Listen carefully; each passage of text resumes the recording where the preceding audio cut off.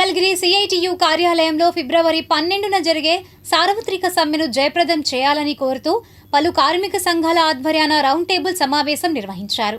ఈ కార్యక్రమంలో CITU, AITUC, AIFTU new, రైతు కూలీ సంఘం, వైఎస్ఆర్జేయు నాయకులు SS Chengaiah, A Prabhakar, R Srinivasaraju, K Jeevan Sagar, K Koteswararao, Anjireddy తదితరులు పాల్గొన్నారు. అనంతరం వారు మాట్లాడారు.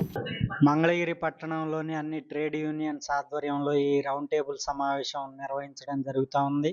ఏదైతే ఫిబ్రవరి 12వ తారీఖు దేశవ్యాప్తంగా ఆల్ ట్రేడ్ యూనియన్స్, అదేవిధంగా రైతు సంఘాలు, ఉద్యోగ సంఘాలు కలిసి పిలిపించిన ఈ సమ్మెకి, ఈ సమ్మెని జయప్రదం చేయటంలో భాగంగా ఈరోజు మంగళగిరి పట్టణంలో కూడా కార్మిక వర్గ నాయకులు సన్నద్ధం అవుతా ఉన్నారు. ఏదైతే ఈ రౌండ్ టేబుల్లో చేసే నిర్ణయాలు ఏవైతే ఉన్నాయో, రేపు 12వ తారీఖు జరగబోయే కార్మిక వర్గ సమూహం సమీకరించి పెద్ద ఎత్తున మంగళగిరి పట్టణంలో మహా ప్రదర్శన, భారీ ర్యాలీ చేపడతా ఉన్నాం. ఆ ర్యాలీ సందర్భంగా ఈ కేంద్ర రాష్ట్ర ప్రభుత్వాలకి కార్మిక వ్యతిరేక విధానాలు, రైతు వ్యతిరేక విధానాల్ని తిప్పికొట్టే విధంగా వాయిస్ ఉంటుందనేది తెలియజేస్తా ఉన్నాం.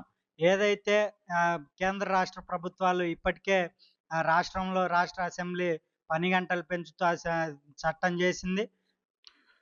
మరి గణతంత్ర దినోత్సవం సాధించుకున్నది ఎందుకంటే దేశం మొత్తం కూడా ప్రజలందరూ సమానత్వం కలిగి ఉండి ఎటువంటి వివక్షకు తేడా లేకోకుండా మరి సౌభ్రత్వంతో ఆర్థికంగా రక్షణ కలిగి ఉండాలని చెప్పేసి ఆ రోజు అంబేద్కర్ టీము 2 సంవత్సరాల 18 నెలల 11 రోజులు కలిసి విదేశాలన్నీ తిరిగి అన్ని రాజ్యాంగాల ముఖ్యమైన అంశాలని మన భారత రాజ్యాంగంగా ఏర్పాటు చేయడం జరిగింది.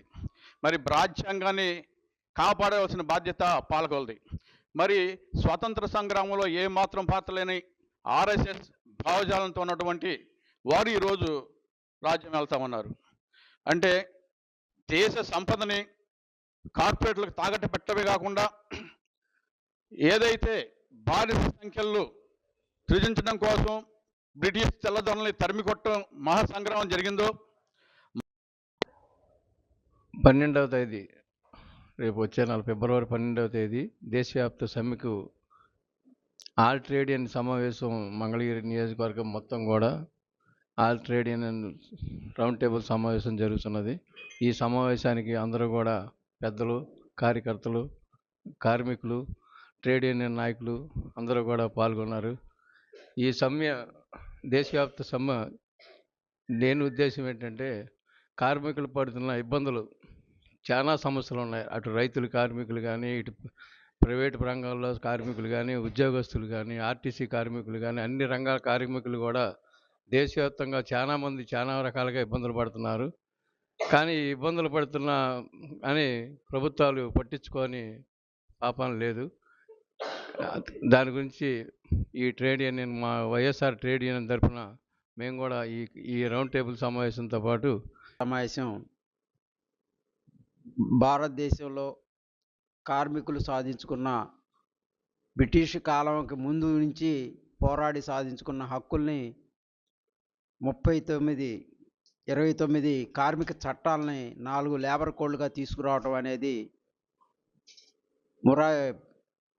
మన ఎన్డీఏ గవర్నమెంటు, మోడీ గవర్నమెంటు అమలు చేయటానికి 4 లేబర్ కోడ్లు తీసుకొచ్చింది. ఈ లేబర్ కోడ్లు కూడా పూర్తిగా రద్దు చేయాలనేది, పాత చట్టాలు ఏవైతే ఉన్నాయో అవి పూర్తిగా మళ్ళీ అమలు చేయాలనే ఆలోచనతోనే ఈరోజు ప్రపంచం మొత్తం మీద మన దేశం మొత్తం మీద కార్మిక వర్గం పిలుపునిచ్చింది.